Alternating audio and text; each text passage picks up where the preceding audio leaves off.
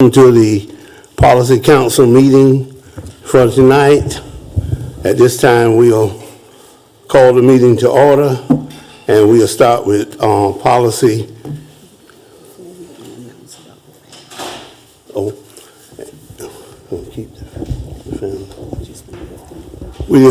At this time, we just want to lift the Moody family up in prayers, and if we just take a moment.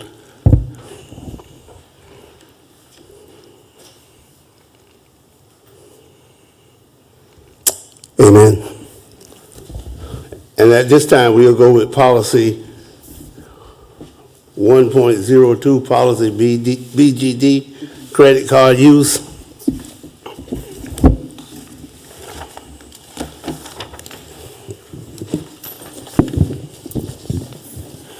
There are several policies here. The 102 and 103. Just 102 is the first one. Several policies were on the legislative agenda from South Carolina school boards. So that is one that has been passed that we have to put into our policy. So I brought it to the board. They sent those to me. I don't know whether all board members received that as well through your legislative update that comes from South Carolina School Board. But they sent out 4 policies that are required for us to review those policies, make sure that our policy is in line, and then make those adjustments if necessary. So that's one of them, the credit card use. So, Dr. Cave, these model policies that they sent us, we are required to adopt them? Yes, we are required to adopt them. Okay, yes. So Mr. Verney, as our attorney, is there anything in these policies that, I mean, if they're model policies from the state, is there anything that we need to be aware of?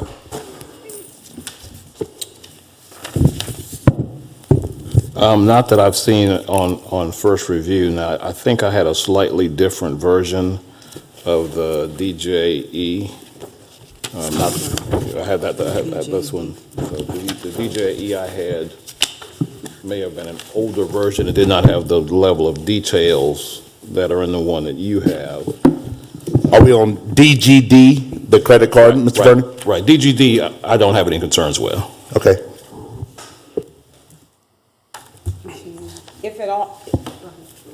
If at all possible, could we, since purchasing will probably require some additional conversation, can we go through the ones from the State Department first? Because those will probably go very quickly. So that'll be the credit card use, the retirement of professional staff, which is GCQE, since those are model, and GDQC, and then KFD. Do you object to that in any way, Chair? No, that's fine. All right, so if you'll look, those are, so we already did that first one, which is credit card use. The second one, I'm trying to keep up with the agenda here. The second one is. Just a moment, that's okay. I just want to say that the district, we don't issue credit cards in employees' name. We issue them by department. So I don't know whether that would be a problem or not. We don't issue a credit card in employees' name. That was what I was going to ask, because we have a P card and we have a policy that covers that, correct? That is correct. So if we already have a policy, Mr. Verney, for our purchasing cards that we have, and are those, Mr. Mona, are those by departments? Yes, they are by departments. So this one is, the way I read it, is more of a in an individual staff member's name. How do we address that if we already have a P card and a P card policy? I mean, typically, you just review your current policy and see whether it captures the language that's in the recommended policy. So there are times when you get a recommendation from the school boards and you may already have a policy in place that captures that language, but you would need to review it to make sure that what you have in place is sufficient. But what we have now, where we're issuing P cards to departments instead of to individual people, we can stay with that, right? Yes, you could. Okay, right. But wouldn't we want to review both of them to make sure that the language is combined, that it will cover from both perspectives? You would, but you also want to make sure that whatever's being recommended is not inconsistent with your policy, or practice. I'm hearing someone say that right now you do not have a practice where individuals are issued cards. That is correct. Yeah. Yes, all the cards are issued in the department's name. Do we need individual names on a card? Yes. No, we don't need individual names on a card. We only put department names. You know, I was gonna say, most people, to my knowledge, who historically have done individual names have sort of gotten away from doing that because of issues. Yeah. We'll use the broad term issues. So what we could do, we could look at, we will pull our DGD policy and review it to make sure it's in line, or with purchasing can go over that one to make sure it lines up, and we can bring that one back. Is that what you like? Yes. That's fine. Is that okay? Okay, so we'll have finance to look over the credit card use policy and to make sure that one's, it looks, Yes. we're not missing any of those pieces. Yes, we will do that. Okay, thank you. Okay. Is that okay, Chair? That's fair. All right, everybody else, all right. The other one looks for HR, that's retirement of support staff and retirement of professional staff. These are two policies. The first one being GCQE, retirement of professional staff. And that's a model policy that they're recommending. The other one is QDQC. So they're normally the same, basically, with just a little difference. We can have those reviewed, and then we can bring those back to see whether or not our policy is in line with those as well. I can work with HR to review those two policies. Ms. Hamilton, how are you? Have you had a chance to review either of these policies yet? Okay. I would love to hear your input, and I think that's what Dr. Cave just said. I would love to hear your input and see if there's anything here we need to be looking at.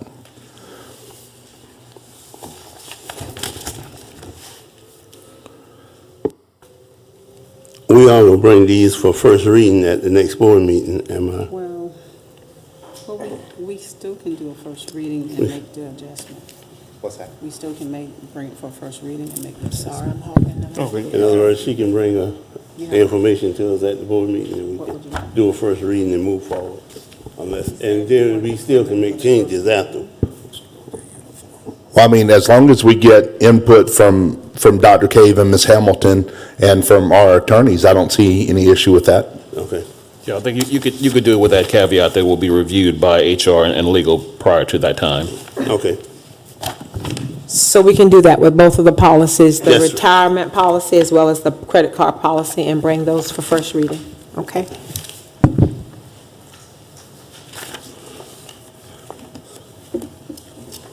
And then the last one from the state is the one, KFD. It's the clear bag use at district events. And did have the opportunity to really look at this one. Mr. McNeely, was there anything about that one that we needed to make adjustments to? The only thing with that is we've been doing the clear bags at athletic events already, and that's what this addresses. It also addresses in there any other activity. So school board meetings would be an activity of the school district, therefore it would be a clear bag policy for anyone entering that activity. Or what about any other activities that we have, any other The meetings? school district, the way I read the policy, anything that the school district is in charge of, athletics, school board meetings, after-school programs, any of those things, it is a clear bag policy. I wonder, Mr. Verney, just from reading that first line where it says for district athletic events and activities, is that something that you agree with? Like the school board meetings and stuff would be included in that? I don't know that a school board meeting is an activity. Well, I think it's vague enough where you might want to put some meat on the bone, so to speak, and add some clarification if you intend for it to cover meetings, because I don't know that the layperson looking at that would assume that a meeting is covered unless you specifically said it also covers school board meetings. Okay. Mr. McNeely, can I also ask, you said we're already doing this at our athletic events now.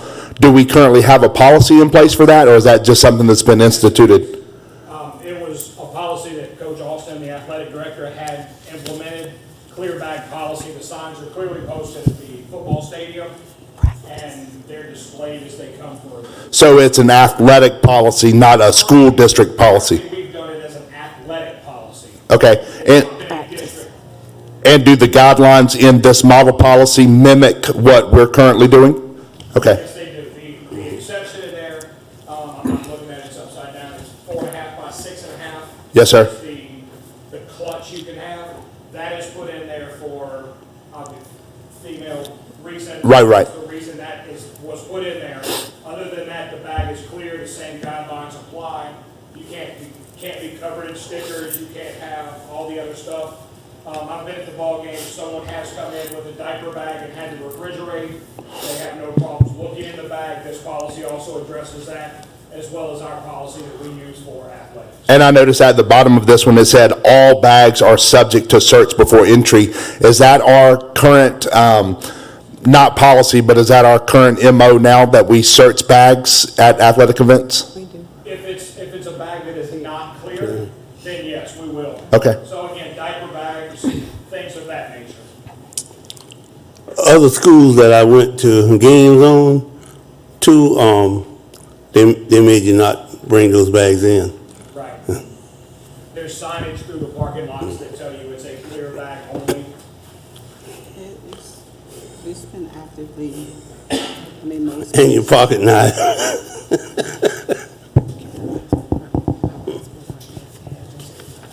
Any more questions on that?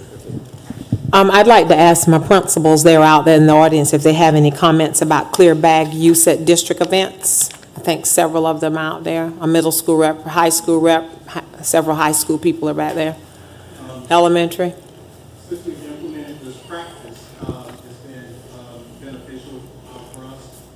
We have, at the very beginning, we did have some pushback, some concerns from the community, but overall, it's been widely accepted now. And I know it's. Thank you. At the athletic events for the high school, we've implemented this through the athletic department as a practice. As Mr. McNeely explained it, of course, at the beginning, there was some pushback and some concern because it was just different in and of itself. But to date, since it has been a practice that we've implemented now for, I think, 2 years, we're in our second year of implementation, is going over very well with the community, is widely accepted, and it does expedite the process of people entering without us having to go and search through bags that are not clear.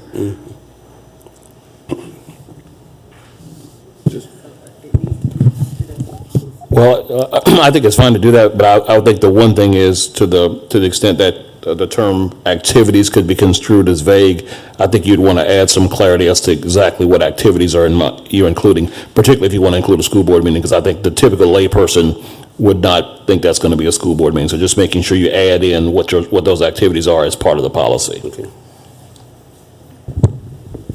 Well, a question to you, have any of the school board meetings that you have attended, is it required for school board members, anyone who's attending? I've not seen the clear bag. I've seen the metal detector or having somebody warn people as they're going through, but I've not seen the clear bag. But that doesn't mean it's not necessarily a good idea.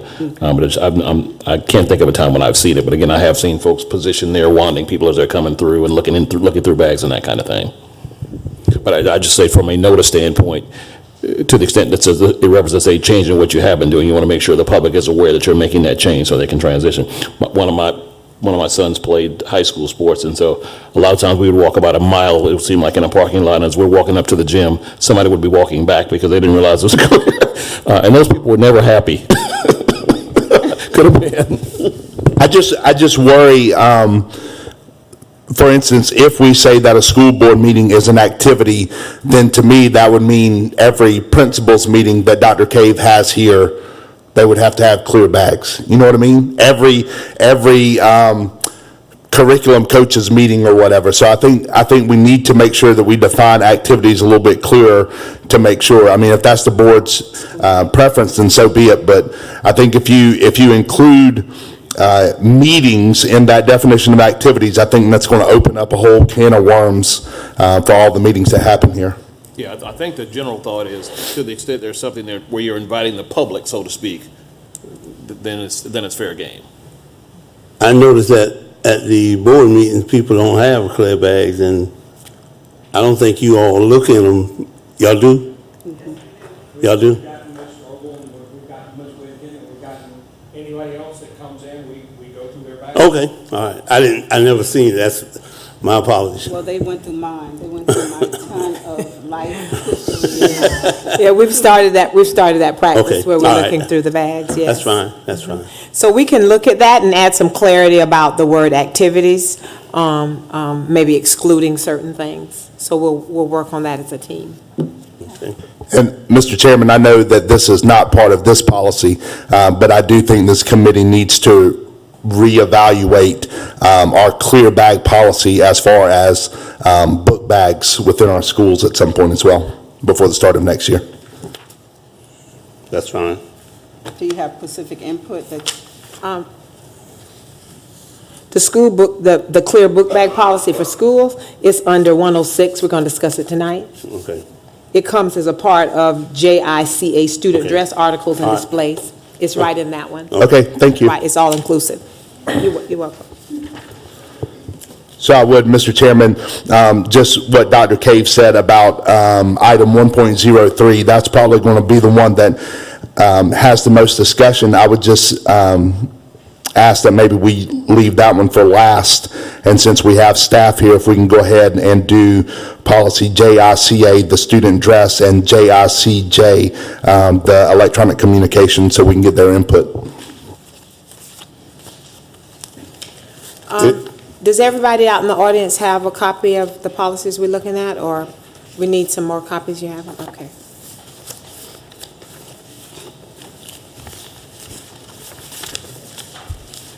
Mr. McNeely, I think I need that additional one. I don't have the, Which one do you need? I'll give you mine, the JICJ. he gave my, Take that one. no, I don't, I'm good. I need this picture, Okay. just the picture. So you need more than I do. Thank you. I'm good. Okay. All right, it was brought to the attention at one of the board meetings that we look at JICA and received an email. Are we starting with JICA? Which one are we starting with? That's fine. JICA, which is student dress, articles, and displays. So I believe the item that we are looking specifically at is on page 2 of 4, and it is students in grades K through 12 must carry clear book bags unless there are other pieces, as well as the uniform. So there are several pieces that we're looking at. That's the clear book bag piece. I wanted to show you where that was, Mr. Irwin, since you brought that to our attention. Dr. Cave, is that the only place in our policy manual that covers the clear book bags? That's the only place in policy where it states it specifically. Okay. Unless the principals can find it somewhere else. This is the only place that I know that we made adjustments. Well, I thought, and maybe Mr. McNeely can, I thought we had somewhere specific language about size and color and those kind of things regarding the clear book bags. As far as, when we ordered ours, we ordered the size, and it was clear. Right, but when we sent out to the parents and things, telling them that we were going to go to this, didn't we have like specific measurements for the book bags and And a things? picture. That was, we sent a picture of what a bag would look like, represented in the picture. Okay. The only measurements were for the clutch. I got you, okay. That's right. Just as we do, like this piece is not included in policy, it's an addendum to, it's, yes, representation of what we mean. And I believe that's the picture that we sent out. Principals, help me if I'm incorrect. Is that correct? What is the most problem that we have with the clear book bags? I think the durability is what I hear more often than anything else, is they just don't last. I know of a student that had the same one and still got that same one now and using it. So, I mean, even the other ones would tear up from time to time. Sure. So I don't see where that should be a problem, because if one tear up, let's get another one. And I know that's putting a burden on the parents, but if that's what we need, because I'd rather have a clear book bag than hear in the news what could happen. So that's me. Go ahead, Ms. Allen, you have a question? I just have a comment about the clear book bags, if you do not mind. Me speaking from Cottesville Elementary point of view. I do believe the clear book bags are needed. The clear book bags, I can tell you about 80 to 85% of my kids still have their first book bag. The kids that are having issues with 3, 4, and 5 book bags, you see them when they come into the classroom. They have thrown them on the floor. They're not taking care of them, but they're not going to tell mama that they aren't taking care of them. They're going to make it seem as if, I'm sorry, the quality. But we have about 85% of the kids, and I don't mind putting it out there. We've even gone as far as teachers, myself, we all go and purchase book bags, to give book bags, when we know it couldn't be helped. Yes, some of the books are kind of hard, kind of heavy, but a lot of the times, the wear and tear is how the children are taking care of them, not so much the durability of them. Ms. Allen, I appreciate that information. I just wonder if all the other principals, is that the common sentiment? Does anybody have an issue with the clear book bags, since looks like we have a good many admin? I don't necessarily have an issue, but I have had incidents where I've had several students who are in sports and that kind of thing, that parents don't necessarily want to buy a separate clear bag for them to put their items in, so they're packing their book bag, and that is causing wear and tear as well. Yeah, but I have had some parents that are complaining that, look, I bought 3 book bags, I'm not buying another book bag. And just like she said, if it's a financial issue, I've purchased book bags myself for some kids that I know the parents said, look, I don't have it, and I'm just like, if I know that I just give them one.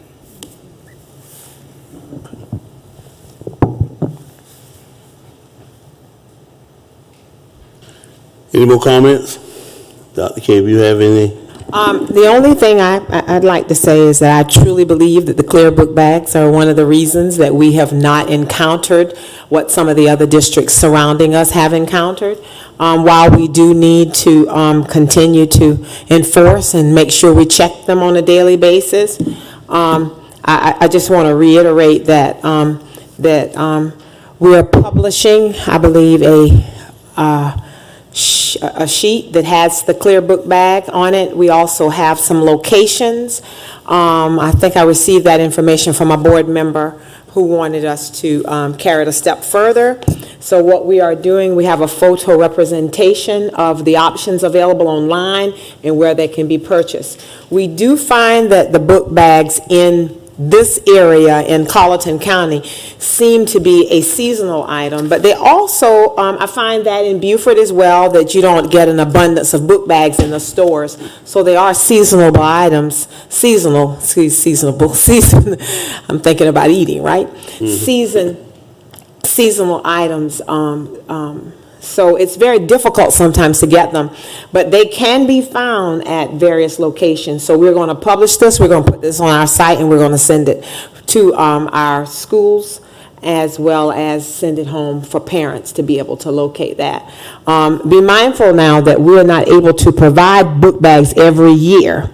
Our Back to School Bash, which will be August 4th, we're in collaboration with Original Six Foundation, University of South Carolina. Help me out if I miss somebody. Chamber of Commerce. Who else am I missing? Mr. Wiggins. Who? Paul, yeah. Genesis Healthcare, Paul Mitchell doing haircuts. So we have a big back to school bash planned, and we're going to give out book bags, as many as we possibly can. We're going to invite everybody to come out to get one. Oh, I'm sorry. I said 4th? Okay, August 5th. It'll be August 5th. So we will be trying to supply as many as we can. So, Dr. Cave, last year, we supplied everybody with a book bag, and then there was some, with one of the orders we got, they had a warranty, so if the child, their book bag broke, they could bring it back and get another book bag. If we can just clarify that part, going into next year, whether we are or are not supplying book bags, whether we're replacing book bags, if we can just make that clear kind of going forward to everybody.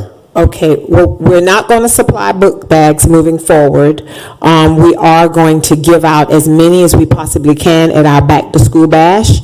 If they still have a book bag that has the card in the inside, they can still send that off on their own. I'm looking at the book bag gurus. Oh, the warranty has ended. So we don't have any more to replace at this time. There were a few still left in the, yeah, but Had enough on hand to supply all the new students into the district, with book bags? can you speak a little bit louder? Yeah, we're good. So currently, we had enough on hand to provide every new student into the district this year with a book bag, as we did with existing students. So there, all schools were given an ample supply so that any student coming into the district, as we said we would, we provided them with their first clear backpack. And each school still has some supplies left. So we'll be purchasing more for the bash, or we'll use what we have? We're going to use what we have. We will be, there'll be a lot of donations provided. We're not buying anymore. There will be donations provided from several vendors that will be at the back-to-school bash. Dr. Cave, I know you said they were seasonal for our stores here. Do we have any confirmation from Walmart, Dollar General, Family Dollar, any of those that beginning of school, they will have them? I'll go back to the gurus. So all of our local merchants are prepared for not only us, but surrounding districts. So they have all ordered clear book bags on their spring lot.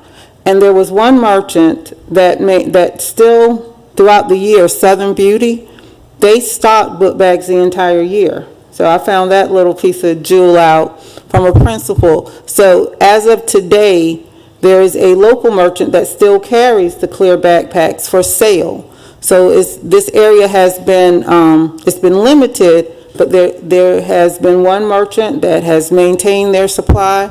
And whenever parents call in, I let them know about Southern Beauty. So they stock them. But Walmart, Rose's, Dollar General, not Family Dollar, have them for not only us, not for Carlton, but for surrounding areas also. Thank you. And I do know that some merchants on Amazon, if you purchase them, they do have a limited warranty, because I have sent some to be replaced. Thank you. Anything else on the book bag? So I have clarity of thought, and so that our leaders know exactly what we're doing. We're continuing to move forward with policy as is, right? Okay. All right. And we're going to add as an addendum, just as we have the pictures for the uniforms, we're going to add this to a website and send it out to parents with all the links where they can purchase bags. Right. Okay, and then I'll clarify a little bit more about the path moving forward in terms of supplying. Thank you. All right, dress code? Yes, sir. All right. Okay, so dress code has been difficult to enforce, to say the least. The principals are here. I asked them specifically to come because it's more of a challenge in middle and high school than it is in elementary, but the elementary principals are here to have some input as well. I do have some recommendations or rathers, but I don't want to give those yet. But I understand, and you can historically correct me, because I've been asking lots of people and lots of questions about how this came about, changes that were made, when the changes were made, why the changes were made, and the enforcement that we struggle with. So is that kind of what you want to hear tonight, Policy Committee? Yeah. Well, we did change the dress code that we was allowing students to wear jeans, okay? But they're not supposed to have holes in them. They were supposed to be jeans. And so that's where we at. I think that's the biggest problem, kids wearing any type they want to. Am I right with that? Okay. I think the problem is a lot more than that. It's leggings and everything else, and I'd like for the principals to be able to put input in. Okay, our biggest I'll bring you problems. my mic. Our biggest problems are leggings, hoodies, short shorts, cutoffs, every now and then the holes, midriffs. We've even had some girls come to school without a shirt on, period, just their hoodie jacket, zip up. And when you call certain parents or you try to correct the action, I've had parents tell me that I don't buy their clothes. That's what they sent them in. Give them ISS or whatever. They're not coming to pick them up. We do have a clothes closet that we keep for students who do come out of dress code, and we try to give them something appropriate to wear. But we certainly do have repeat offenders, and then we don't necessarily get parental support. But the hoodies for us is our major, because they put them on, you ask them to take it off, you turn your back, 2 minutes later the hoodie's back on. And it's, for some kids, it's a repeated pattern of behavior. And you can't keep putting a kid in ISS. You can't keep suspending them because they're missing instructional days. So what are we doing with those? Sure. So I want to hear everybody's input, but real quick, Mr. Murdoch and I were having a conversation. My question is this: is there anything wrong with the current policy that we have, which I believe addresses everything you just mentioned, or is the problem the enforcement? Like, do we need to change anything with this policy, or do we just need to figure out a way to put teeth in it and be able to enforce it to get people to do what they're expected to do? Yes, sir. Oh, there you go. I know I'm talking from the elementary point of view. I don't feel like there is anything wrong with the current policy, but the enforcing part of it, it is very difficult as a principal to enforce the policy when you have parents who tell you they have the money, but they refuse to go and spend their money to go and get what they need, what their child needs, to be in dress code. We have a clothes closet as well, but until we can get our parents to understand and follow the policy, which is also to me, it's the law. I tell them it's a part of our Bible right now. This is our a part of our BIBLE. We've got to do it. So until we can enforce it, and then sometimes when we enforce it, then they bring it, they don't say too much to the principal. They go to either Dr. Cave, or they skip Dr. Cave and they go to the school board, but they don't tell the whole story as to why they got the phone call home because their child was not in dress code. So even from the elementary point of view, it's not the code, it's getting parents to understand that we can and will enforce it, and the fact of having people that will stand behind us when we do enforce it. Right. Ms. Allen, can I just ask, when we were talking about the clear book bags, you put a number on it. You said 85%. Can you tell me a percentage of how many parents are giving you this kind of pushback? It's about 10%. Yeah, maybe 10%. It's not that much. It's not that many. It really isn't. Well, I feel like I can speak for Mr. Murdoch and Ms. Simmons and the rest of the board. I'm all about, if we say this is the policy, then I'm all about sticking by it. So I can't answer for anybody else, but as far as the board, I think whatever policy we put in place, we want it to have teeth and we want it to stick. So we may need some input from you guys on what we need to do, if we need to change the consequences or whatever, but I'm all about it. Can we get Sheriff Hill to pick up the parents? I would like to add, I do think the policy does open up for a lot of variety. We want it to be, solid and simple, but when you think of just different styles of jeans and the various styles of clothing that students are able to get and purchase nowadays, you get a wide variety. With the policy, hoods, you can wear a hoodie to school, but you cannot put the hood on your head inside the school. And policing, as Dr. Roper mentioned, that piece, that's just almost impossible, because as much as I tap the top of my head and during the day, and they finally get to the point where they'll take it off or they'll see me, they'll go, Cannon, I'll take it off real quick, be it a hood or a cap. But as soon as I walk past them and they walk past me, it's right back on their heads. And when another adult asks for them to remove it or whatever, who they may not have that same relationship with that student that I have with that student, then there is profanity. It's refusal to obey. It is the student saying all types of language towards adults, and then we move into a different disciplinary situation. When we look at the shirts that students can wear at the high school or at secondary school, there's a lot of variety there, where a kid can wear a polo style shirt with a collar, or they can wear a t-shirt with their school sponsored logo or club or organization. I tell you, that's almost 1,500 students in the building.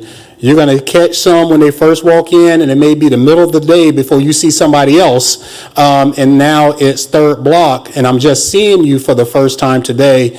And we want to put our teachers in the situation to have positive relationships with students as the first encounter with a student in the mornings, and discussing and saying that you're out of compliance with the uniform is causing a toxic relationship between the student as well as the school staff before I even have the chance to present something positive.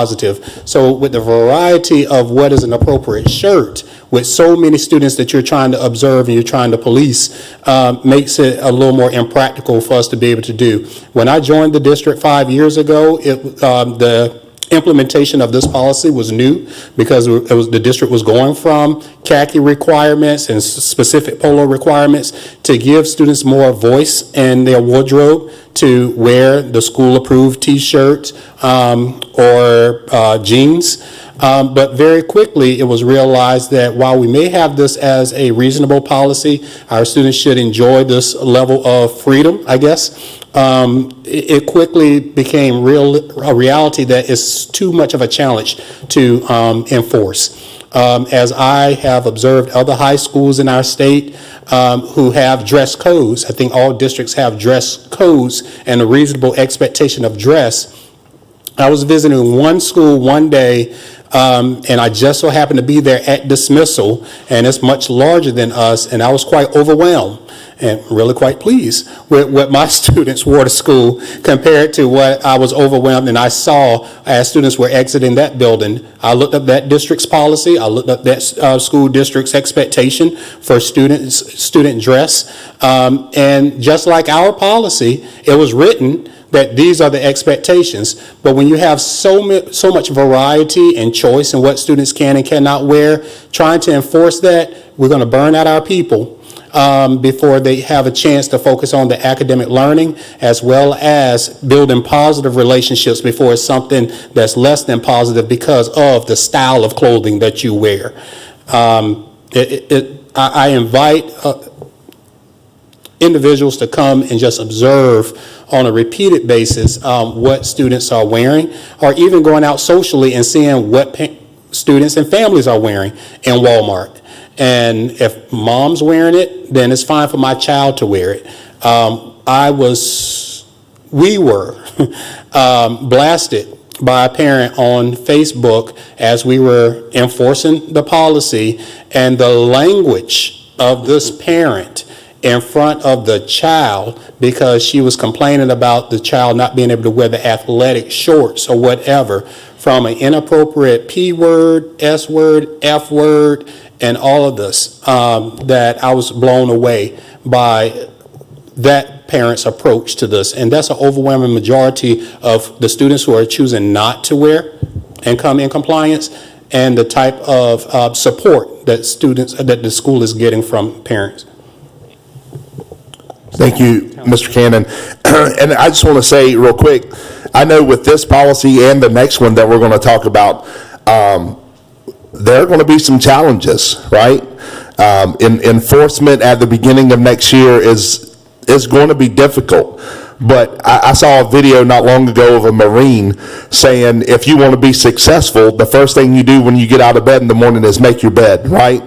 There's a quick, easy win, and then it gets you starting on the right path. I've heard Dr. Cave say this before. We've got to teach our children to take responsibility for themselves. We've got to get this structure and this discipline back in our schools. And I know it's going to be tough. Maybe there's a way we can take some of our ESSER money and flood our schools with more people in the mornings, so we can stop some of this before it ever even gets into the building. Maybe that's an idea. But if we're going to put teeth in this policy and the cell phone policy, we're going to have to set a standard of expectation, and we're going to have to hold people to that. And that's our staff, our students, and our parents. And if we have parents that, Mr. Cannon, I'm going to be honest with you, I don't want any of our admin or any of our teachers being cussed out by a parent. And so however we address that and we put a stop to that, then as the school board member, I'm all about that, because I don't want any of our staff to be yelled at, disrespected, cursed at by a parent or a kid. So I know there are going to be some challenges, but I think that's why it's important that we address this now. So as we're going into our next school year, we can say these are very clear guidelines. These are very clear standards of what we're going to do and what we expect, and then we have to hold them to it. So the one thing that I would like to request, though, is we take a look at consequences from a secondary to an elementary level, because of what the child truly has control over in comparison to the mercy of the parent. For an elementary level, really for any level child to lose instruction because of what they wear, especially if it's taken out of their hands, that's something that I don't want to encourage. We already know we have a population of our community where they're not seeing the benefit and the importance of school. We don't want to create a larger gap with that same population. So I'd really like for us to consider what would be a way that we can still hold our parents responsible, even for our younger children, but that it would not be detrimental to the child in losing instruction. And Ms. Behe, I agree with you, and now I'm going to ask you a very difficult question back. How do we do that? What is a way that we can address that? I wish I knew the answer. I think, first of all, with the sweatshirts, we're saying sweatshirt, but then they turn the sweatshirt into a hoodie. I think maybe we need to take sweatshirt off.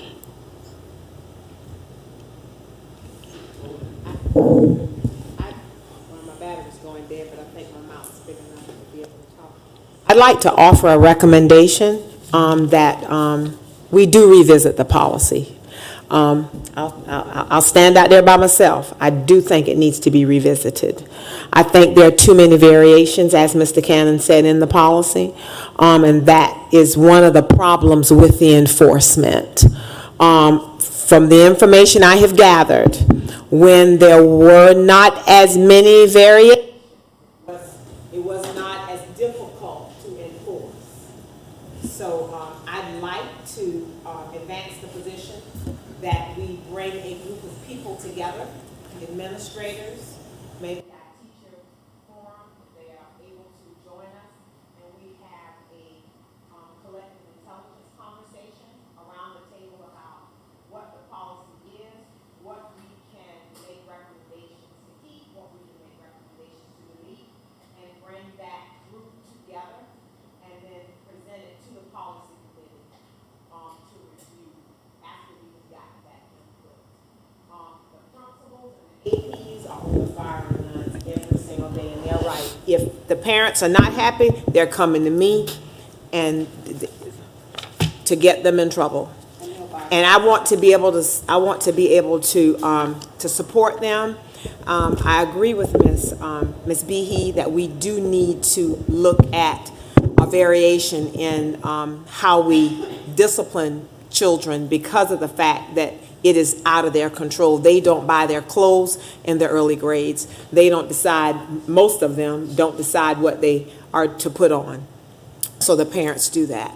So we do need to make some adjustments with that, but we probably could make some adjustments with that with the PDP because we can hold them accountable with the variations there, so. Mr. Cannon, you were about to say something? When I said sweatshirt.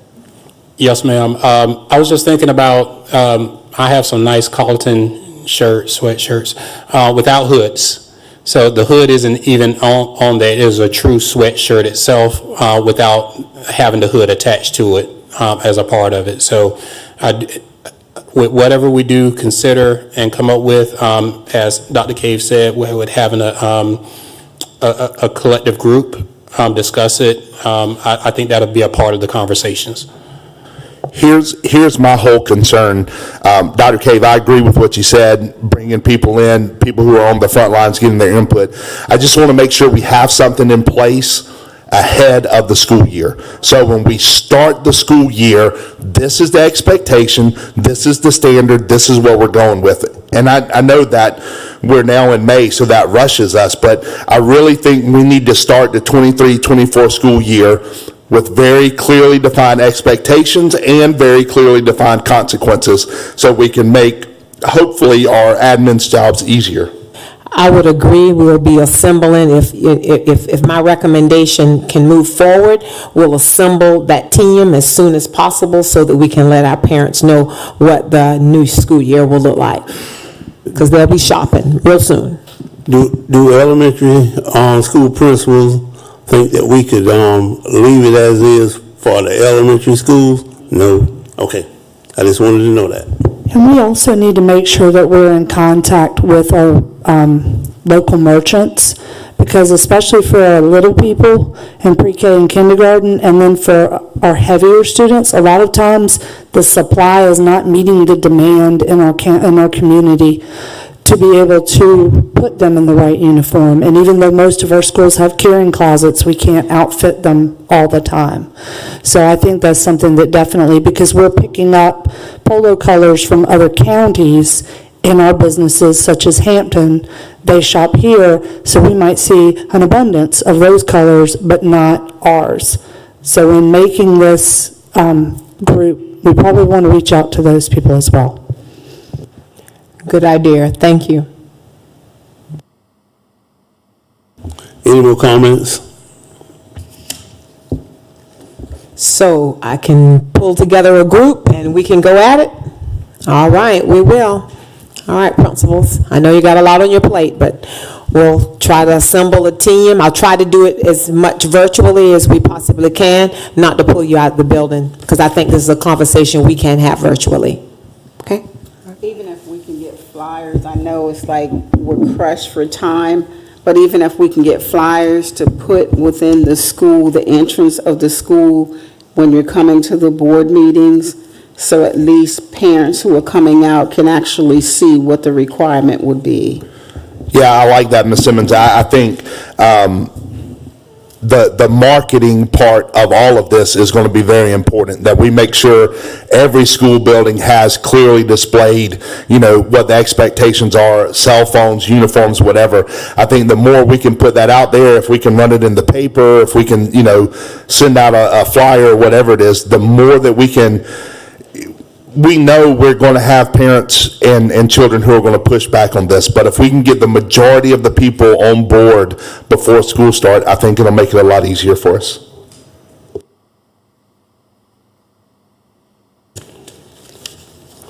I think electronic devices is next. Yes, sir, electronic devices is next. This one as well is difficult to enforce. More so at middle and high school than it is at elementary. I don't know too many elementary children that bring an electronic device. Maybe the 4th and 5th graders may have those and have a little difficulty, keeping them. But middle and high school, you all can talk about that because I know that they don't keep them out of sight. And I'm sorry to hog the mic, but the cell phone policy for us is very difficult. We have students who are on their third, fourth, and fifth cell phone write-up at this particular time. So after the third one, they're suspended for 3 days per the PDP. They come, which means they're not supposed to bring the cell phone back. Well, they bring it back again, we have a conference with the parent, and then they still bring it back again. So it's like the parent is like, okay, I understand, but then you still send your child back to school with the cell phone. What they do is, because of the hoodies, they're hiding the earbuds under the hoodie. They're taking the phone and putting it in front of their Chromebook. They're sticking it under their, whatever they can do to try and, they're going in the bathrooms. A lot of our instances with cell phones are, they are texting to meet in the bathroom to fight and record fights. Anything that they can do, and then they're posting them online, so that's another problem. But we do the best that we can do. Our thing is, we don't want the teacher to get into a back and forth with the student about the cell phone. So if they have a cell phone, you tell them it's a write-up, or, you know, to confiscate it because you're supposed to take it. If they don't give it to you, it's still a write-up. But I don't want a teacher to get into a confrontation with a student because of a cell phone. So we tend to handle cell phones in the office rather than in the classroom. But again, after the third one, we have a meeting with the parent, it still doesn't help. Right. So I wonder, again, same thing with the uniform policy. I wonder if there's an issue with the policy or if there's an issue with enforcement. And I know, principals, this puts you in a bad spot. And I'll be the bad guy, and I'll go on public record and be the one that says this. I personally think we've got to get cell phones out of our schools because of the instigating the fights, the cyberbullying, the meeting up, the recording the fights, everything that we're seeing right now. There is a correlation to the cell phones, right? And I know, again, this is going to put a burden on you guys. Again, if we can take some of our ESSER money, we can flood the schools with people maybe to deal with these issues so our teachers don't have to deal with them, those kind of things. I don't know what the solution is. But if the policy is good and all of our principals are on the same page that they cause more problems than they cause good, then we need to figure out a way to fix the enforcement piece and make it very clear going into the next school year. Is it any way we could jam the singing? I think cell phone jammers are illegal, I think. Right. I think that's illegal, but I do have an idea. It's several school districts around the United States do it. I want to remember the school district in Charleston that does it, the school in Charleston that does it, but there are two ways to work on this. You can have a lock pocket. How many people have heard of the lock pocket?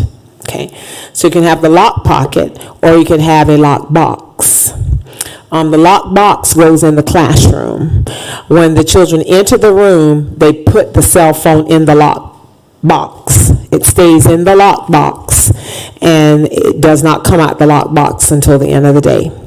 The lock pocket is individually assigned. So the lock pocket goes on a child's person, and they put it in the lock pocket, and it has a combination that will not unlock, until the end of the day. So there are ways to alleviate this, but they're a little costly, but there are ways to do it. Here's my only concern with that, Dr. Cave, and I love the idea. I work in a school district that has the lock boxes on the wall, and they're never used. So again, it comes down to the enforcement part of it and the standard, right? Like they have, in every classroom, they have these nice individual slots for cell phones that lock, but they're never used, and kids are sitting in class with their cell phones. So we've got to figure, and yes, all of this stuff is going to be a horrible fight at the beginning. But if we can overcome that beginning and we can get these standards in place, then I think it helps everything else in the school day and everything else in the school environment.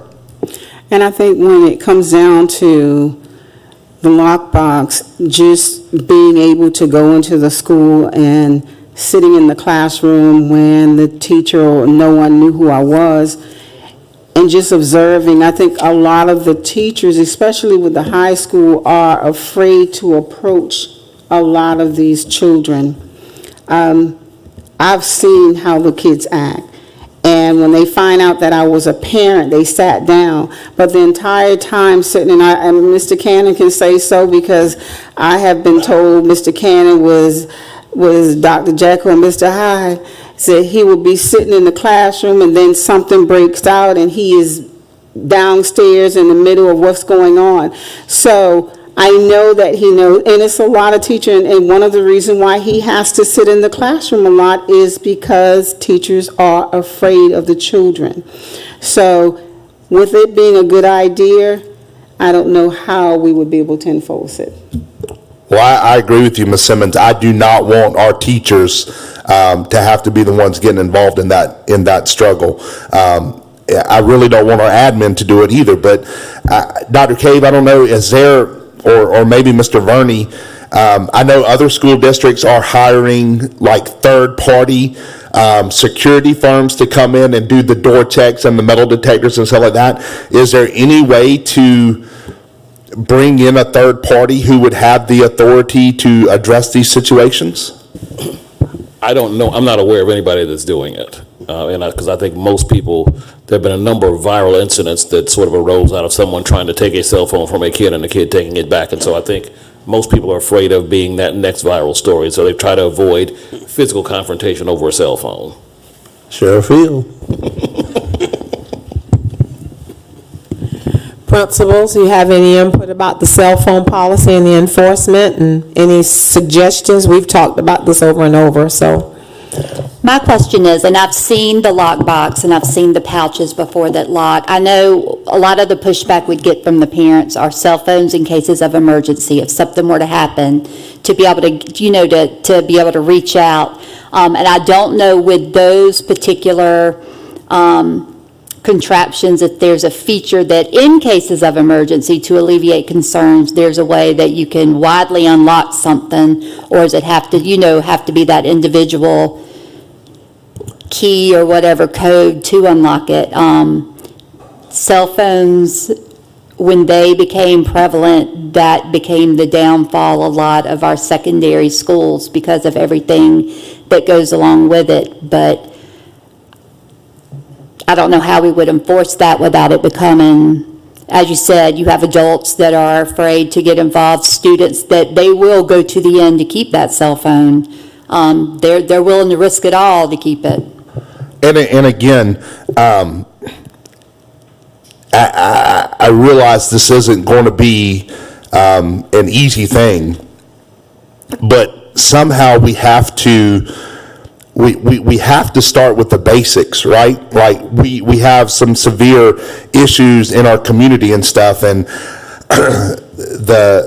the communication and the organization that are occurring through the cell phones throughout the day. And Ms. Behe, I know, because that's the one thing that I hear all the time about taking cell phones out of school is a parent says, well, if I need to be able to get in touch with my kid during the school day, and as I'm looking around the room, maybe with the exception of Ms. Fitch, I think every single one of us in here graduated when we didn't have any cell phones and we survived okay, right? So I don't really think that's a valid reason, even though I know that's one that parents use. I think we can reasonably expect our kids to be able to come and make it through a school day without having communication and contact with the outside world. And there's a phone in every classroom. Do I have how many classrooms are without phones? All of my classrooms have phones. All of our classrooms have phones. And according to the cell phone policy, their phones are supposed to be off during the day anyway. They are, at the beginning of the instructional day and the end of the instructional day is when they come Texting on. your child during the school day. Before cell phones, there were no phones in the classroom. Ms. Fitch. You singled me out, so now I'm going to ask a question. You need a microphone? Can someone carry her mic? Make sure we hear her.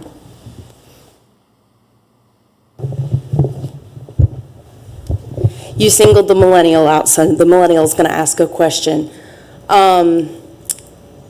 The problem that parents have is how many school shootings were happening when you guys were in school, when you guys were graduating? Probably very small numbers compared to what it is now or what is being portrayed in the media, and parents are scared. Kids are scared. So it's almost like a safety blanket now. And I think that is going to be the biggest pushback at this point in time. And I agree wholeheartedly, and thank you, Ms. Fitch, for your input. But how many times have we seen where there was a school shooting or a tragedy out of school, and all of a sudden there's incorrect information all over Facebook? Well, my child, we see this all the time here. We had an incident last week or 2 weeks ago where there was a gun at school, and no, there were 2 guns at school, and there was a shot in the school, and no, there were 2 shots in the school, and a teacher came to get the gun from the student, and the student shot. So, I mean, a lot of times these cell phones and stuff, and I understand, I really do, and I would be horrified as a parent if I got a call that at my daughter's school there was, a shooting or an incident and I couldn't get in touch with her. But I think that is a very small percentage compared to the amount of problems that having cell phones in the schools create. How much a problem do we have with students using their cell phone percentage-wise? 100%. It's a problem. It's 100%. Even the ones that you tell not to? Yes. So our whole district need to be brought in this room and taught that their child is not supposed to have their cell phone. Mr. And until we can get parents in here to make this a thing, we're going to be spinning our wheels unless we get somebody involved that can actually make them not use their cell phone. And I don't know who that could be. So, and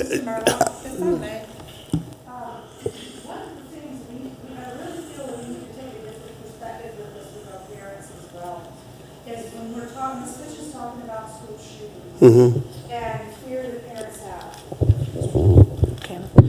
have. We need to really bring the attention to our parents that when our students have these cell phones and we're afraid of school shootings, oftentimes when you're paying attention to what has happened during those shootings, the shooters are alerted by the cell phone. If a child is using, if that screen is live, if it's on. If you look at our standard response protocol that we have adopted from I Love You Guys Foundation, Ms. Allen and I, Mr. Kubik, some others went out to Colorado. We walked the halls of Columbine with the former principal. And what our parents are not understanding is that these cell phones can actually lead that person to them if they're on. And if our policy states that they shouldn't have the phone, or if they have it, it's off, putting them in these lock boxes, they have to understand that their child could be that one that brings that shooter to them. So maybe we need to take it from a safety perspective as well as you shouldn't have it as in the policy. Again, I just want to say this, Mr. Murdoch, we're just going to spin our wheels. I'll be the bad guy. I'll say this. We've got to get cell phones out of our schools. So I don't think we need to be addressing the policy. I think we need to figure out a way to handle the enforcement, to take it off of our teachers and our admin staff. I don't know, Mr. Verney, I don't know who can help us with that. I don't know if our law enforcement can be a part of that or how that goes, but I don't think there's a problem with the policy. I think we just have to figure out how to enforce it. And again, I, for one, believe we need to get the cell phones out of the schools. After the second cell phone write-up at our school, I sent a letter home to let you know, this is your child's second cell phone write-up. On the third one, they will be suspended for 3 days.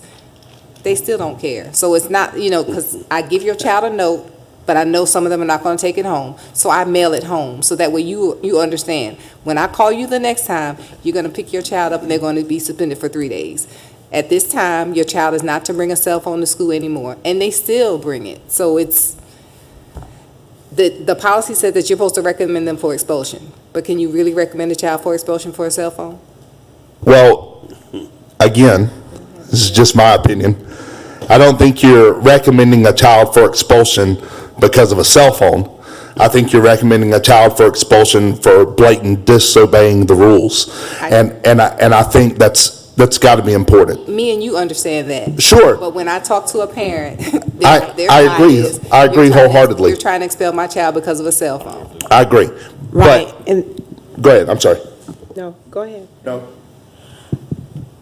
I agree that you don't recommend the child for a cell phone, but I guess when you get further down the road and you do get to the point where they get suspended for disruption or disrespect or not following the rules or all those things continuously over and over, then are we doing the right thing? And this is the reason, because where are they going to go? They're going to be home virtually by themselves because we have no space to put them in.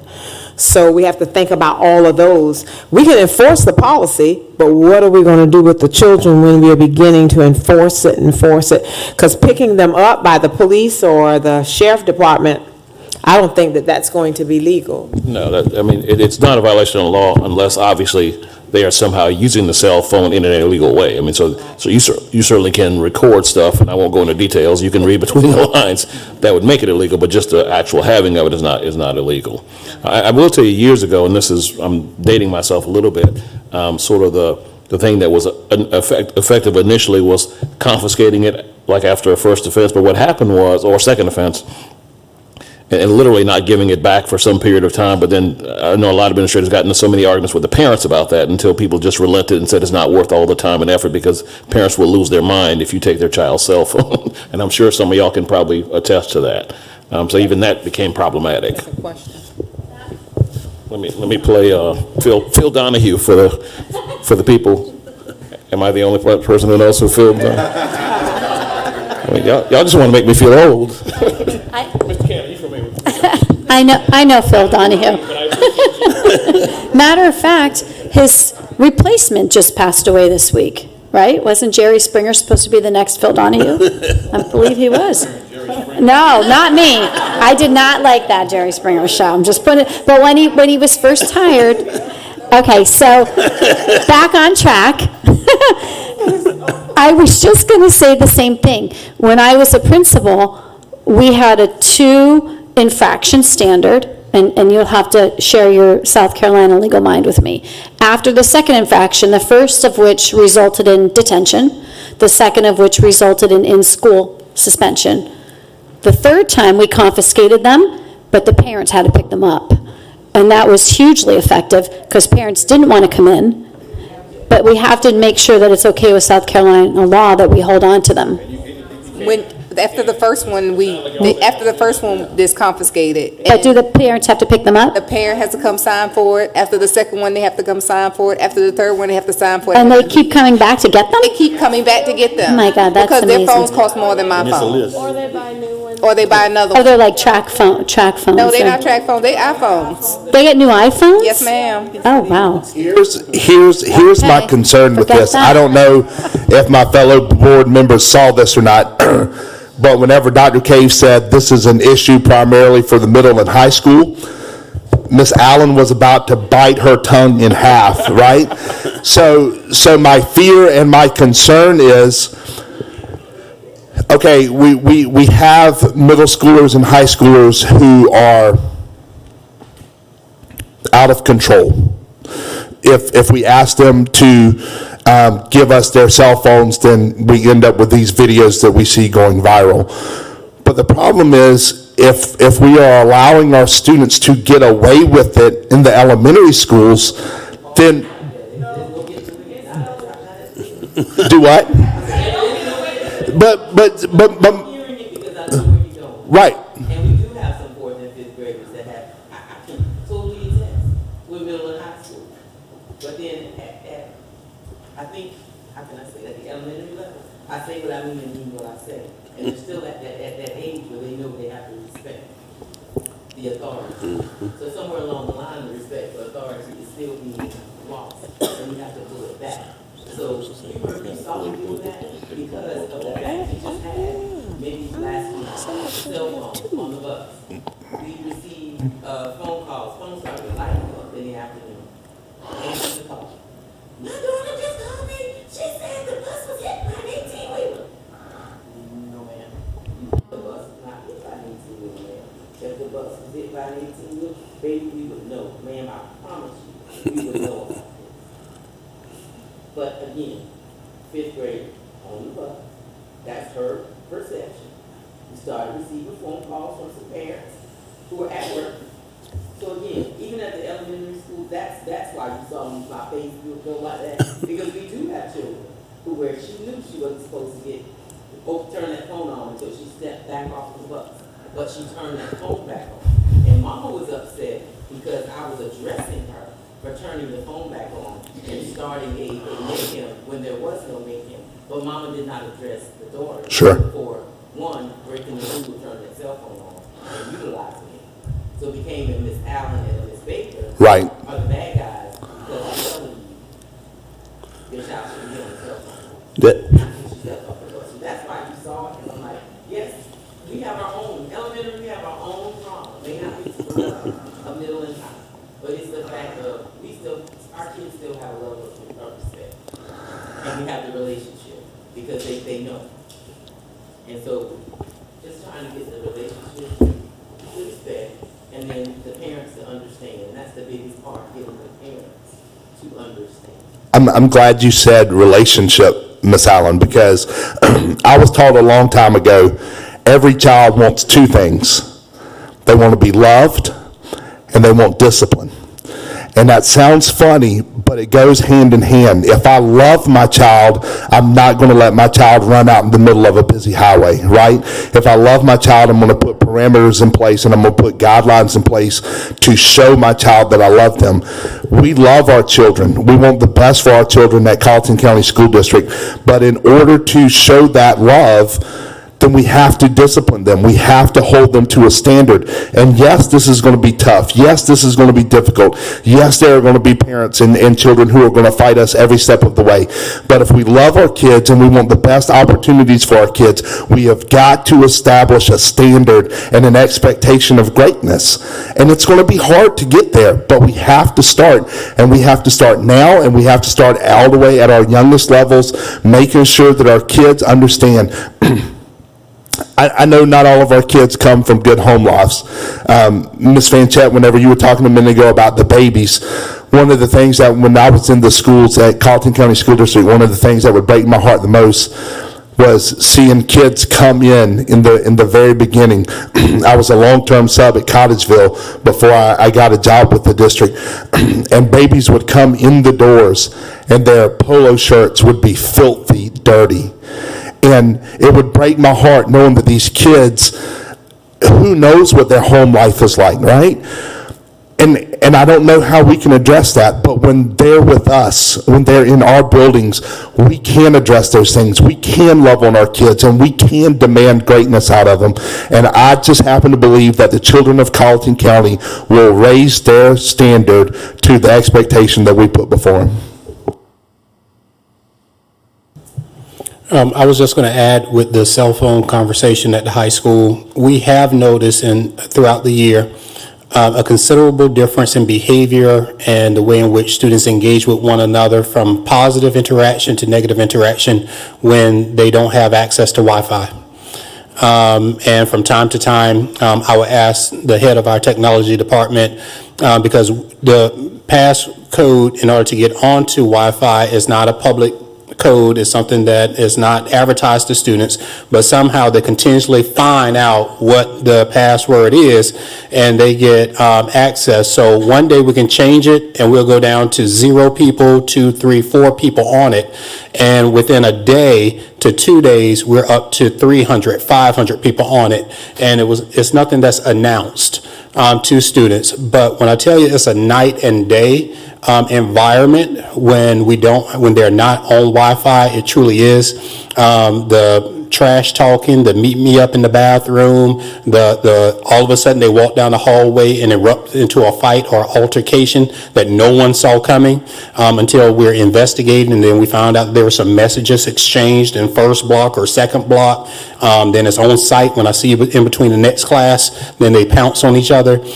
When they don't have access to Wi-Fi, that is reduced tremendously, to the point where I've seen students with their cell phones out in the cafeteria, and they are and have been playing just video games that they have to download on there. And for the reclusive student who doesn't like to deal with a lot of noise, doesn't have a big friend circle or whatever, and they're just sitting in the corner in isolation, just enjoying the world because they're engaged with their game at that point, that technology seems to be appropriate for the way in which they're engaging with it. But too often, it's the few who use things inappropriately who jeopardize the way in which everyone might be able to use their devices and tools. So I just did want to share that for the conversation, that it is a night and day interaction when students do have access to communicate on their personal tools during the school day. Mr. McNeely, do our metal detectors pick up cell phones? Will the wands? Yeah, it does, you say yes, it does, but it's like some of the 823s, it's not your higher end phones, it's mostly plastic parts, they're running right through. You get a higher end phone that has more components, more metal to it, those phones, your cases, they'll set those off. Your wands do a better job of picking them up than just a general metal detector. Again, they're supposed to when they come. I've been to high school, I've been to the middle school, I've stood in lines and helped them empty your pockets, put everything in the little basket, you slide everything through. They don't want to put their phone in there because it's going to pass something that is out of their sight for a blink. And they will stand and argue to go through a metal detector. Well, I'll just walk through it like this. And it's like, no, you can't. And then it escalates to something. Some of them finally say, okay, but it's just, their concerns are legitimate. They do expulsion hearings, and parents go, well, nothing to do with why we're there. Why can my child not have a cell phone? I don't understand why that's such a problem. Well, you don't because you're not in the schools. We do because we're in the schools. So I hear it as much as they do, and as vocal as they hear it, I hear it as well. Just to be clear, is there anybody in here who disagrees with the policy? Why?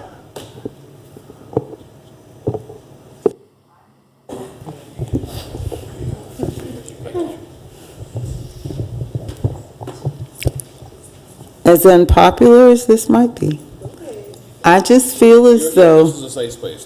thank you, shouldn't feel intimidated by your colleagues. thank you. Wait till we get back to the office. We keep running around in circles about the rights of the students. It's the parents, 8 times out of 10 in this county that's paying the bill. It's the parents that are going to demand their property back. So I feel as though if it's a parent problem and you need your child to have a phone in order to feel safe so that you be connected to them, then maybe a big scary school building isn't where your child should be if you're that afraid. And I just think that we allow our students to kind of run us when it comes to the cell phone. If the policy says when you walk in the building, put your phone in the box, then put your phone in the box. Period. That's just me. But I'm also a mother of older children. And their policy was, if your phone is out during the day, and if I had to come up there one time to reclaim the phone, I didn't have to worry about the school taking my child's phone again, because they didn't get it. They didn't get it back because they didn't pay the bill. Different generation. So I just feel that we're running around and the conversation needs to be had, or the fine or something should be hitting the parent where it hurts instead of the student. Because most times it is the parents that's paying the bill. and buying the replacement phone and telling them they have the right to have their phone. So I just think we're having a conversation with the wrong people. That's just my opinion.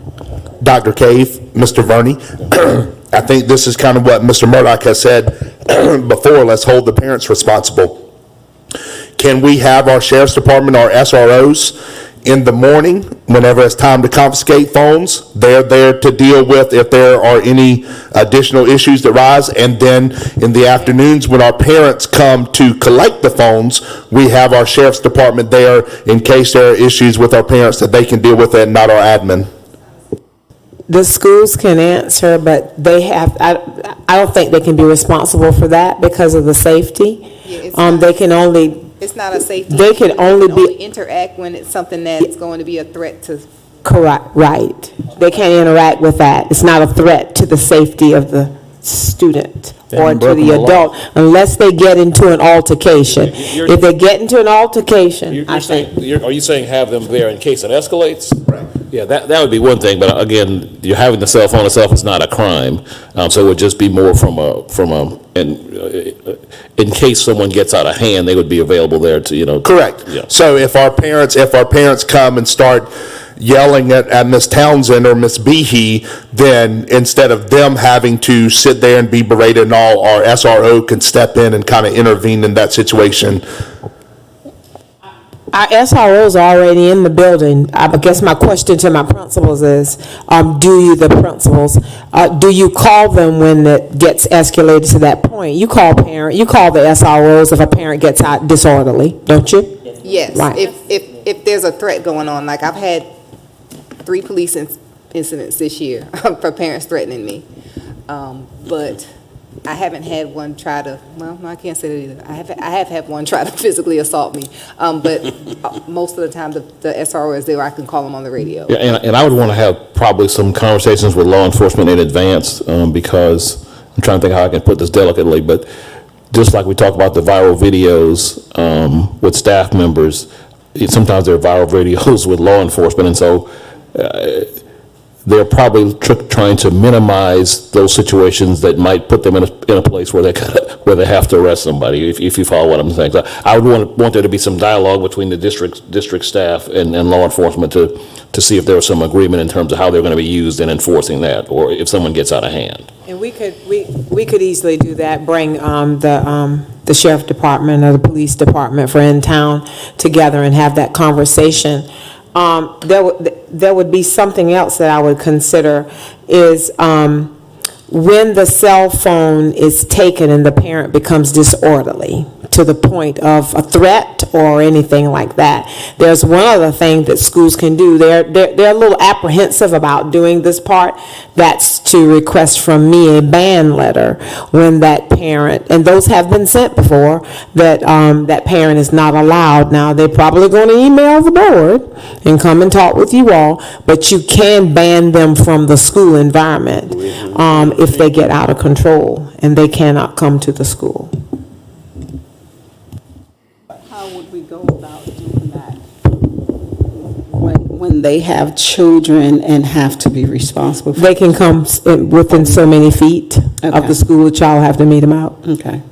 Because it was left up to me, just like when we talked about vaping, cell phones, vaping, all of this fall in the same category. If there was a way that we could have them, like I said, sign an agreement, a contract, where if this continued, but because of all the legal legality, it would put us in probably jeopardy of trying to enforce something like that, but have them be accountable as a parent, where when it continue on, then once they sign this contract, then they are responsible for any action, and they will have to follow through to make sure the rules are followed by their children.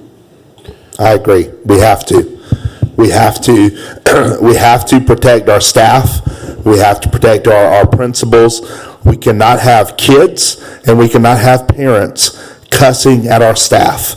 We cannot have kids, we cannot have parents disrespecting our staff. Our staff needs to know that we have their back, that we're going to enforce the policies that are in place, and that we're not going to allow people to abuse them verbally, physically, or anything else. We have to make that a priority. And yes, that's going to mean that there are going to be some issues at the beginning, but I think it will be well worth it to our staff to know that they can come into a place and they're not going to be disrespected, they're not going to be cussed at, they're not going to be threatened, and they'll be able to go about doing the job that they were hired to do. Dr. Cave made a suggestion early on in this conversation, in this discussion, and that's the utilization of certain devices. I know Mr. Irwin mentioned the lockbox from a system that he's familiar with, but I would be interested in seeing how other systems are using those tools to see if it's making a difference in their districts compared to before and after.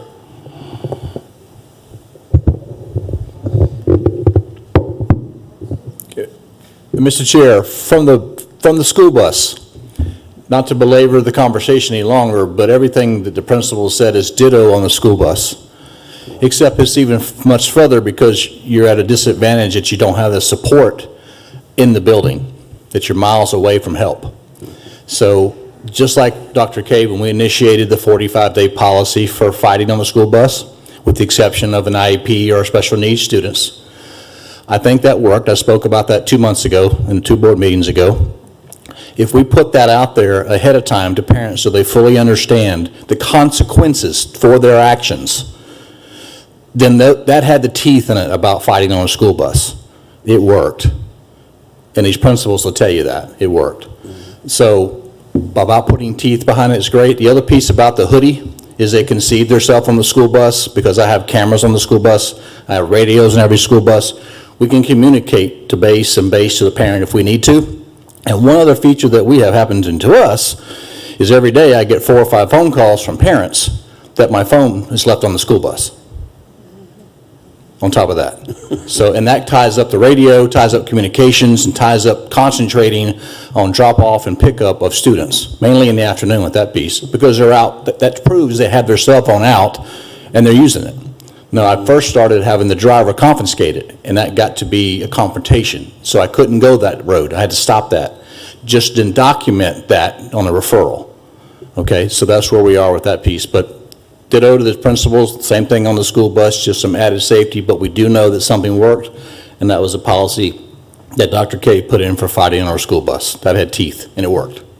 So you would want us to put something like that in for the bus drivers? Well, I think the policy needs to be school district-wide to okay. also include the school bus. Okay. I mean, it's just classroom on wheels. It is.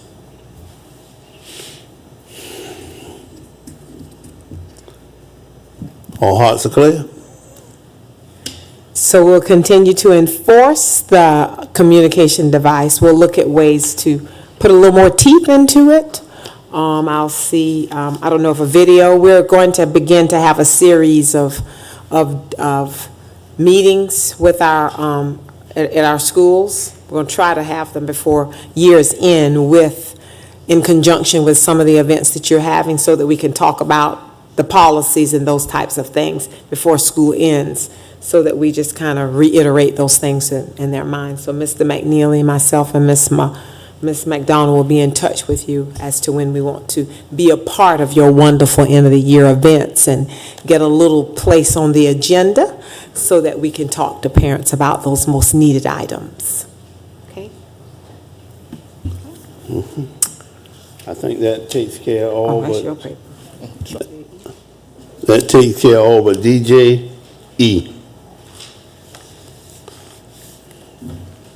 Purchasing contract clause, prohibitive, and contract authority.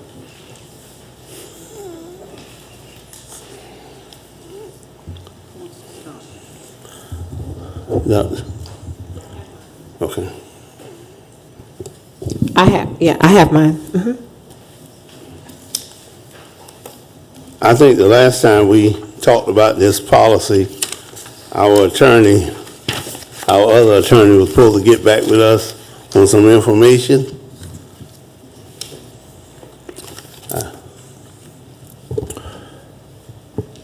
your copy?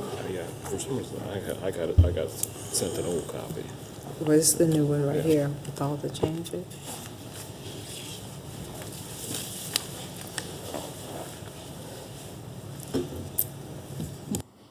Yeah, that's the red one, red line. Yeah, and I'm looking at it now. I did not have the red line until I got here, so I'm looking at it now.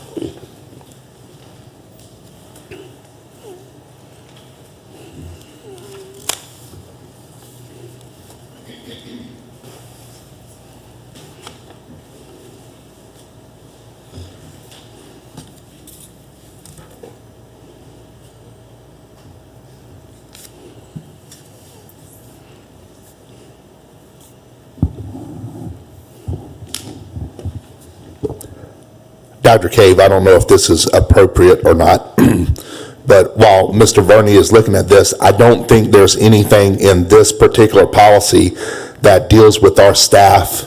If it would be appropriate, I know they've all had a long day on a Monday, if it would be appropriate to bid them adieu. Most definitely. You all are welcome to leave if you so desire. Staff, thank you very much for your input. We really appreciate it. And I think I can speak for the entire board to let you know that we stand behind you and we will stand behind you in enforcement of these policies. Thank you so much, and I didn't see you today, but I sent you an email. Happy Principals Day. You're appreciated. Certainly, we did all that from the board. We deserve to stand up and do a hand clap for all of you and the hard work that you do. Thank you.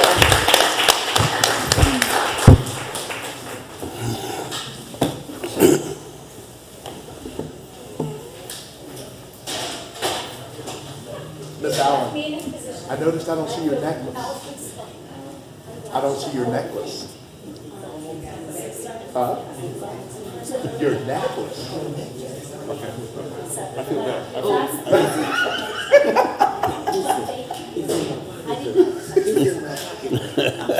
Keep it. Keep it.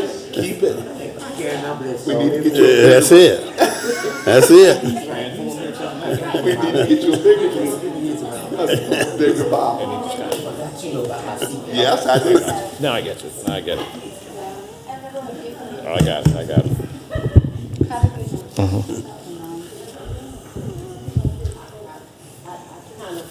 Acclimating my body to the freezing temperature.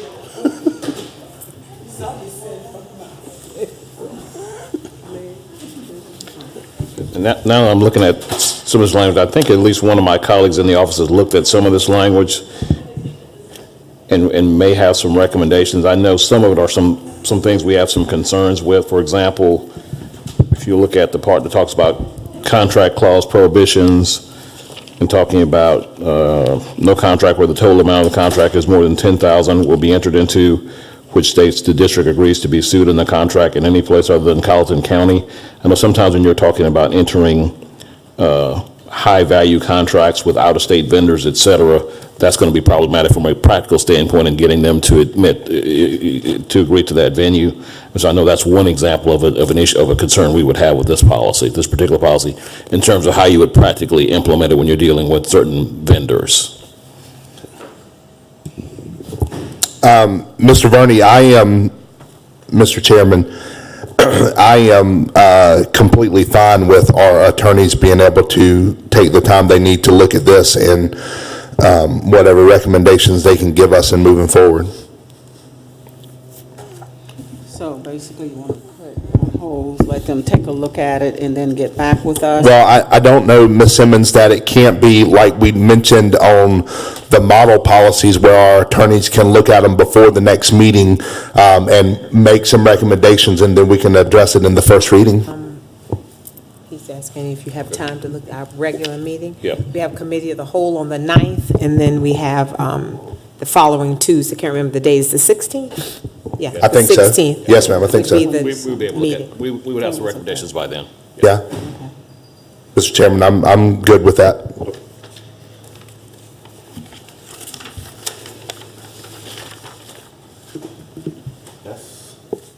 That's it. As far as I know, yes, sir.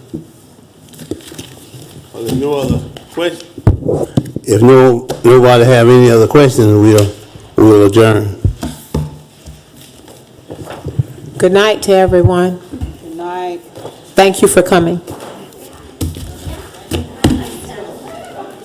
Okay, so just for clarification, is Mr. Murdoch chairman of the policy Yeah. from now on, or was that Yeah. just tonight? Not long. Okay.